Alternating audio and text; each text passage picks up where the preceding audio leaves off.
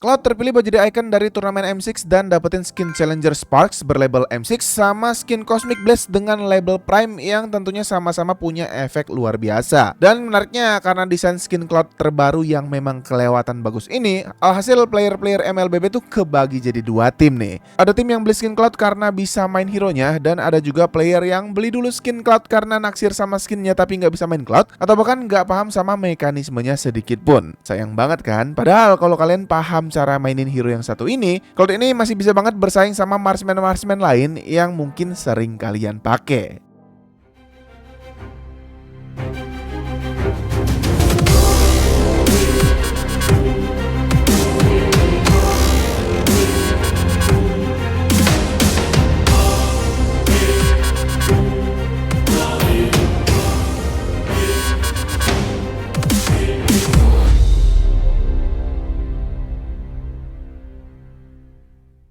Kalau dilihat dari masing-masing skillnya, sebenarnya sistem dari skill-skillnya Cloud terasa sedikit lebih kompleks dari marksman-marksman lain yang mungkin bikin player baru agak males belajar hero ini. Tapi tenang, di sini gue akan coba buat bikin semuanya jadi lebih sederhana. Pertama dari pasifnya, kalian lihat monyet yang ngikutin Cloud kemana-mana ini? Ya, namanya Dexter, dan Dexter ini adalah partner dari Cloud yang akan ikut nyerang waktu Cloud itu nyerang. Dan ya makin banyak serangan yang kalian kasih ke lawan, berarti damage yang kalian hasilin jadi makin gede. Terus bedanya apa dengan extra damage biasa? Beda sama peningkatan damage biasa, Dexter ini dianggap sebagai unit berbeda. Jadi Dexter ini akan mewarisi efek unik dari item yang diaktifin dengan serangan basic attack. Contoh, DHS ini punya kemampuan di mana item ini akan ngasih 8% damage tambahan yang diambil dari HP lawan yang tersisa kan. Jadi kalian akan lihat dua angka damage. Ada damage dari hero kalian dan damage tambahan yang dihasilin sama DHS.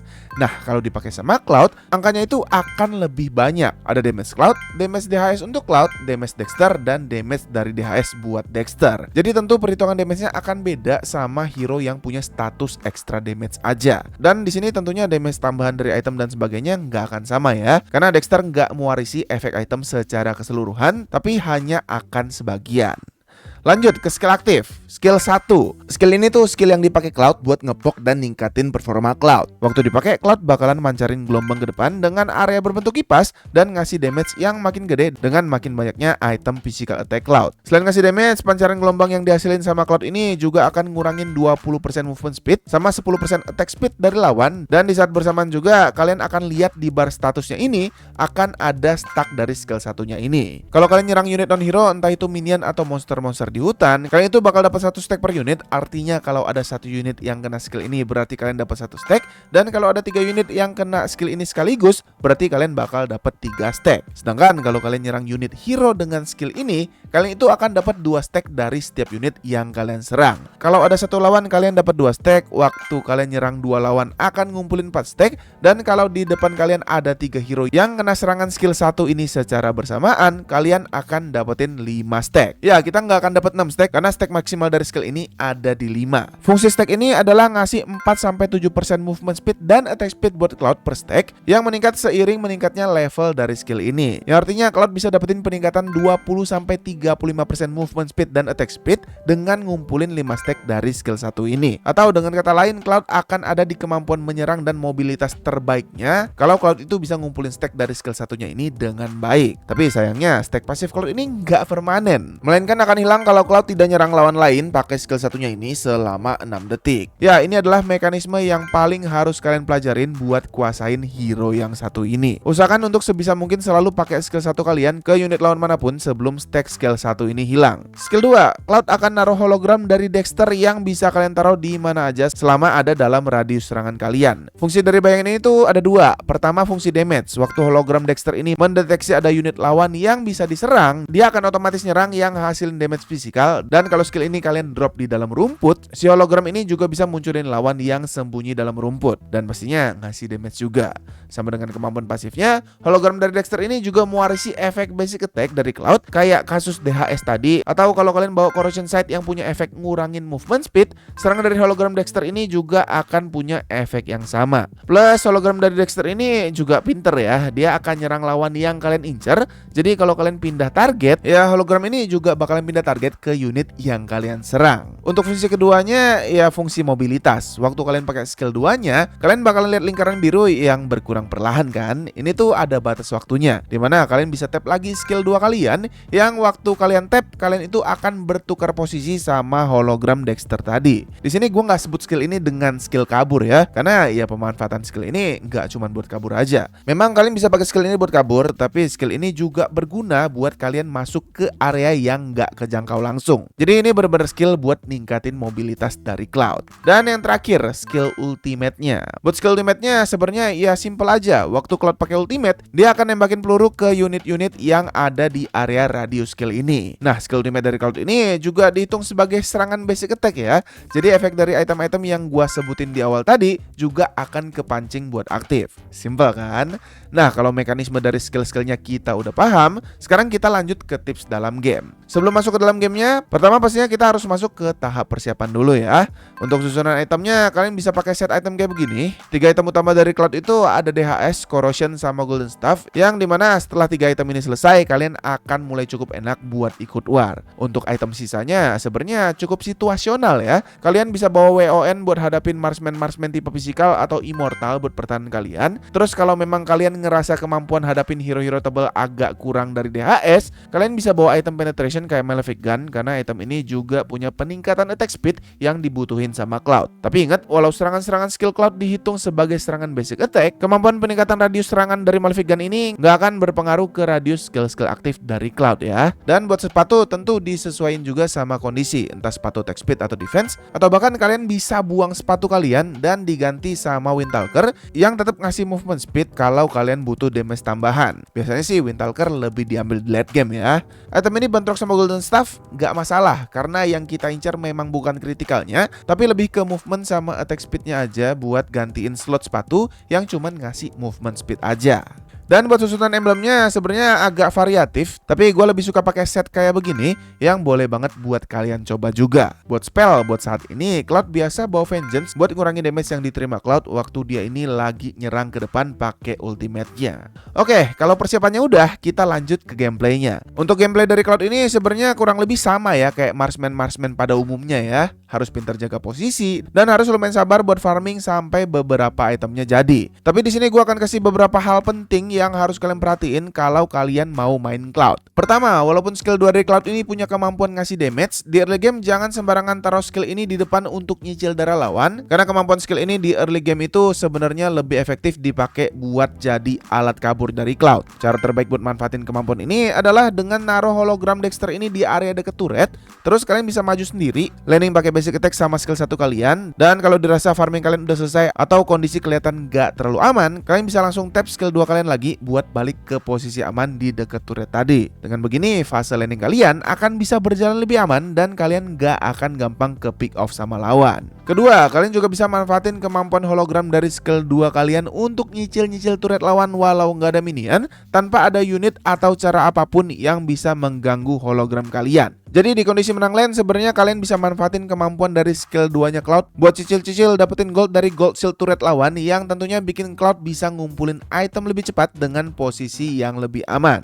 Tapi perhatiin untuk pastiin hanya pakai cara ini kalau kalian benar-benar ngerasa posisi kalian aman atau lagi ada cover dari teman satu tim. Karena sekali lagi ingat, skill 2 ini tuh skill escape satu-satunya dari Cloud, kecuali kalian bawa flicker dan gak bawa vengeance kayak user Cloud pada umumnya saat ini. Ketiga, semakin tinggi attack speed Cloud, attack speed dari hologram skill 2 Cloud juga akan jadi makin cepat. Jadi ya di kondisi tertentu sebenarnya skill ini juga bisa dipakai untuk ngedorong mundur lawan yang darahnya nggak terlalu tebal. Keempat, jangan habisin semua unit yang bisa diserang tanpa perhitungan. Ingat, Cloud itu butuh stack. Jadi kalau bisa selalu perhitungkan jumlah unit yang kalian serang supaya kalian bisa tetap manfaatin rangkaian skill satunya Cloud, dan usahain supaya stack skill 1 kalian selalu 5. Kelima, jangan terlalu sayang ultimate. Walau ultimate itu biasanya dipakai buat mastiin dapetin kill, tapi di kondisi-kondisi tertentu kemampuan dari ultimate Cloud ini bisa dipakai buat menghalangi lawan masuk ke area tertentu atau ngurangin niat lawan lawan untuk kontes sama kita.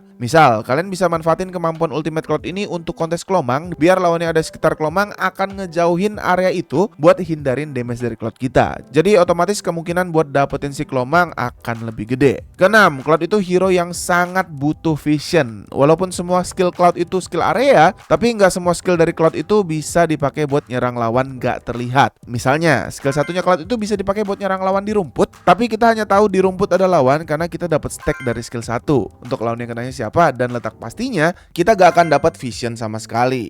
Sedangkan sebaliknya ya, untuk skill 2 dan ultimate dari Cloud itu nggak bisa ngasih damage ke unit yang nggak kelihatan. Misalnya di sini gue pakai Natalia yang ada di mode hilangnya. Waktu gue pakai skill 2, hologram Dexter gak akan merespon, dan waktu gue pakai ultimate pun Cloud gak akan ngasih damage apa-apa ke Natalia yang lagi menghilang. Hal ini pun berlaku sama ke unit yang ada di rumput ya. Hologram Dexter dan skill ultimate dari Cloud sama sekali gak akan nyerang lawan di rumput kalau posisi Dexter tidak ditaruh di dalam rumputnya. Jadi biasakan taruh skill 2 kalian di dalam rumput kalau mau ngecek keamanan rumput. Dan untuk lawan-lawan yang bisa ngilang, pastiin untuk munculin mereka pakai skill 1 kalian dulu sebelum kalian pakai skill ultimate. Dan buat kalian yang jadi teman satu timnya Cloud, usahakan buat selalu pastiin kondisi rumput aman untuk keselamatan Cloud juga. Ketujuh, damage dari Ultimate Cloud itu bergantung sama seberapa besar status physical attack Cloud dan seberapa tinggi attack speed yang Cloud punya. Jadi selain item yang dibawa, stack dari skill satunya Cloud ini juga berpengaruh terhadap damage output yang dihasilin dari Ultimate Cloud. Semakin banyak stack skill 1 Cloud waktu dia pakai ultimate, damage yang dihasilin dari Ultimate Cloud akan semakin besar. Jadi usahakan pakai skill 1 kalian sampai stacknya 5 baru kalian pakai ultimate. Kecuali lawan yang kalian hadapi itu udah sekarat banget dan gak butuh damage terlalu banyak untuk bisa di pick off. Kedelapan, walaupun Cloud ini punya skill yang terlihat ngasih damage area, tapi sebenarnya Cloud ini akan lebih efektif saat ngincer lawan dalam jumlah kecil. Karena kalau terlalu banyak lawan dalam satu momen ultimate, damage Cloud itu akan nyebar ke banyak target sekaligus yang secara nggak langsung bikin damage yang diterima sama masing-masing target akan jadi kecil. Kalau memang bisa, akan lebih efektif untuk arahin radius skill ulti kalian ke sekitar hero-hero tipis aja daripada ke semua hero sekaligus. Jadi dengan semua hal yang dimiliki sama Cloud, di fase early game akan lebih baik kalau Cloud itu fokus farming aja sampai Cloud ini punya seenggaknya 3 item pentingnya sebelum ikut war besar. Poking lawan pakai skill 1 dan jaga posisi pakai skill 2 selama fase laning akan jadi tindakan paling aman supaya Cloud kalian gak ke pick off sambil tunggu inisiasi dari teman-teman satu tim kalian. Di fase mid sampai late game, tugas dari Cloud itu lebih cari timing yang pas untuk masuk dan ambil hero-hero tipis di garis belakang, terutama gold laner sama mid laner lawan. Selain itu, kalian harus perhatiin juga Cloud ini tipe hero lincah yang sangat gampang menghindari skill-skill yang butuh proses casting cukup lama. Jadi Cloud ini akan sangat cocok dipakai kalau kalian ketemu hero-hero kayak Vexana, Luoyi, Cecil, Parcia, Gord, Zusin, Granger, Kimi, dan hero-hero dengan proses casting skill lamban atau susah buat ganti target lainnya. Nah, karena Cloud ini tipe hero pick off yang gak terlalu banyak terlibat ke dalam teamfight panjang dengan resiko tinggi karena harus ada di posisi dekat sama hero lawan, maka Cloud akan lebih cocok ditemenin sama hero-hero yang bisa nge-cover secara instan kayak Angela, Paramis, atau Florin, supaya Cloud bisa lebih aman waktu masuk ke area lawan dengan skill ultimate-nya. Kalau memang terlanjur ditemenin sama roamer tank, ingat nggak setiap inisiasi dari tanker itu akan cocok dan efektif buat Cloud. Jadi perhatiin juga respon kalian kalau ada momen yang diciptain sama roamer tank kalian. Dan karena Cloud sekarang ini bisa dibilang hampir selalu bawa vengeance untuk spellnya, Cloud ini sangat lemah waktu hadapin hero-hero dengan kemampuan CC instan. Jadi kalian harus berhati-hati kalau ketemu sama hero-hero yang bisa langsung ngelock kalian kayak Eudora, Franco, Kaja, Saber, dan hero-hero lock on target lainnya. Jadi secara nggak langsung bisa dibilang di kondisi banyak hero CC di tim lawan, ngamanin Digi buat nge-cover Cloud juga bukan pilihan buruk. Jadi dengan kalian kuasain semua hal yang gue bahas ini, gue yakin skin Cloud M6 dan prem kalian yang efeknya super bagus ini nggak akan jadi pajangan di akun kalian aja. Atau mungkin ada yang nonton video ini tapi belum punya skin M6 sama Prime dari Cloud? Tebus dong, masa skin sebagus ini dilewatin? Buat kalian yang masih ragu sama skinnya, gue akan kasih lihat sedikit efek masing-masing skinnya. Menurut gue sih desain sama efek dari skinnya mewah banget ya. Jadi ya pastinya sayang banget kalau sampai kalian kelewatan seri dari skin M6 Cloud ini. Ngomong-ngomong soal M6, kalian ngikutin gak sih pagelaran M6 tahun ini? Menurut gue turnamen tahunan ini makin kesini tuh makin seru loh. Pertama dari format pertandingannya yang sekarang lebih menarik menantang. Kalau di M5 2023 kita pakai sistem group stage yang bagi sebagian orang katanya nasib kita bergantung sama draw yang cuman dilakuin satu kali. Di M6 2024 ini kita tuh pakai sistem Swiss stage yang setiap tim di draw di setiap babak buat nentuin siapa lawan yang akan mereka hadapin berikutnya bergantung sama performa mereka di babak sebelumnya. Dan sistem ini bikin semua tim punya kesempatan lebih besar buat lolos ke babak berikutnya untuk ngejar juara kalau mereka punya persiapan lebih baik, dan justru akan jadi makin menyeramkan kalau mereka nggak terlalu siap. Contoh, RRQ yang harus puas di peringkat 2 atas kekalahannya ngelawan TLID di Grand Final MPL Indonesia Season 14 ternyata terlihat lebih siap menghadapi sistem BO1 di babak Swiss Stage M6 yang bawa mereka menang mulus tanpa perlu hadapin drama apapun di babak ini. Dan kebalikannya, justru hal berbeda ditunjukin sama TLID yang berhasil menang atas RRQ di Grand Final MPL ID Season 14 dengan match BO7. Kayaknya belum terlalu siap dengan sistem BO1 yang justru bikin mereka terlihat cukup terseok-seok di babak Swiss Stage. Pokoknya bener-bener banyak hal di luar ekspektasi yang terjadi di M6 ini. Yang bikin makin serunya lagi kalau di M5 2023 kita udah cukup bisa nebak tim-tim atau negara-negara mana aja yang potensial untuk jadi juara. Di M6 2024 ini bisa dibilang hampir semua tim punya kesempatan bersaing yang sama. SRG yang jadi salah satu tim unggulan dan tim tuan rumah tahun ini ternyata kalah di babak pertama Swiss Stage lawan S2G dari Turki. Belum lagi ada Ulfetnar yang digadang-gadang jadi kuda hitam lewat jalur wildcardnya justru harus pulang ke atas Aurora Gaming. Dan masih banyak lagi hal menarik yang kayaknya nggak seperti dugaan kita di M6 kali ini. Dan ini yang bikin semuanya jadi makin seru. Terus kalau ditanya siapa tim yang bakalan juara di M6 kali ini, dilihat dari performa FNOP yang stabil dan belum terkalahkan satu match pun, kayaknya kalau FNOP bisa konsisten pertahanin gameplay rapi mereka, menurut gue sih Filipina bakalan angkat Piala M Series lagi tahun ini. Tapi tentunya tim-tim lain juga nggak akan kasih kendor dong ya. Ya tinggal kita lihat aja siapa yang bisa tetap konsisten sama gameplay terbaik mereka dan siapa yang kira-kira akan kepleset, entah itu dari draft pick atau strategi dari tim lawan. Yang jelas pastinya banyak banget keseruan yang terjadi selama M6 ini berlangsung. Ngomong-ngomong, kalau kalian suka sama konten-konten yang ngebahas banyak hal detail soal Mobile Legends kayak video soal Cloud yang gue bahas kali ini, Muntun juga sekarang lagi bikin MLBB Academy loh. Di sini tuh akan jadi tempat di mana kalian bisa cari apapun yang kalian ingin tahu dan butuhin soal Mobile Legends. Mulai dari hero apa yang lagi sering dipakai, win rate hero, build, emblem, penjelasan-penjelasan kayak gini, tips hero, pembahasan turnamen, dan masih banyak lagi. Jadi kalau kalian pengen gameplay kalian makin berkembang, pengen makin jago, dan pastinya pengen rank kalian makin tinggi, tapi bingung buat cari informasi valid soal MLBB, buka aja www.mobilelegends.com/academy dan kalian akan dapetin semua informasi yang kalian butuhin di sini. Oke, kayaknya informasi yang mau gua sampein udah cukup ya. Semoga pembahasan kali ini menarik dan bermanfaat. Akhir kata seperti biasa, karena pembahasan gua udah selesai, berarti sekarang waktunya gua harus pamit. Thanks for watching, salam solo public and see you again in my next videos. Bye bye.